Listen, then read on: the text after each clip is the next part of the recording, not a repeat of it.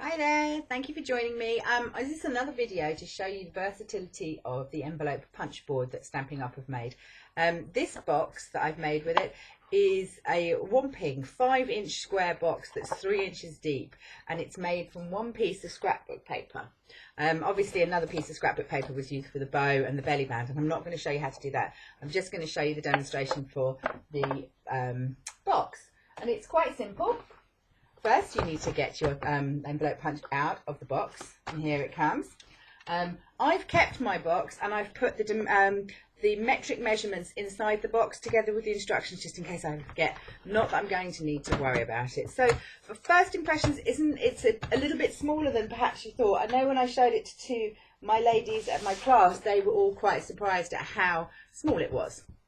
But size isn't everything, ladies. So to make a box that size, you're going to need to start with a piece of 12 by 12. And I'm using just a piece of 12 by 12 card from Stampin' Up. This is in our grey, basic grey, or it may be smoky slate. I think it's looking smoky slate to me, but hey ho. So first things first, take the little knife out the side of the tool and line your punch up at 4 and punch. Put the knife in there and score. Now you won't be able to score all the way because you'll come off the board, so stop when you've come to off the board.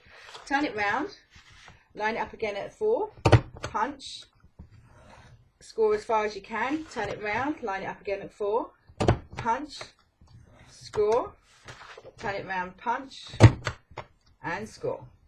You will now have punched and scored at 4 on all sides. Flip it over. You can do the other side and do exactly the same again, which is punch and score and line up and punch and score, line up, punch and score.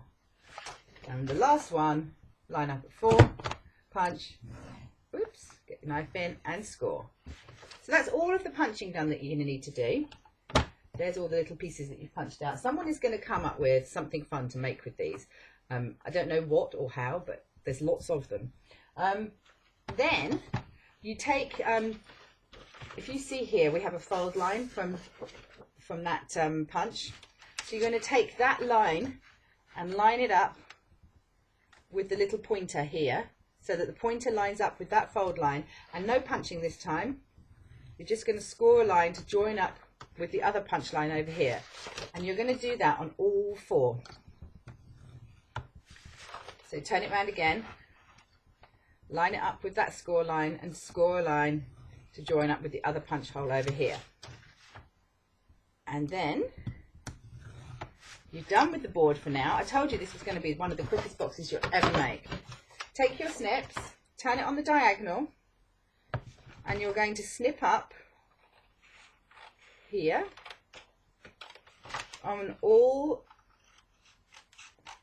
opposing sides. So there's 2 cuts here. Turn it round to the opposite side and cut here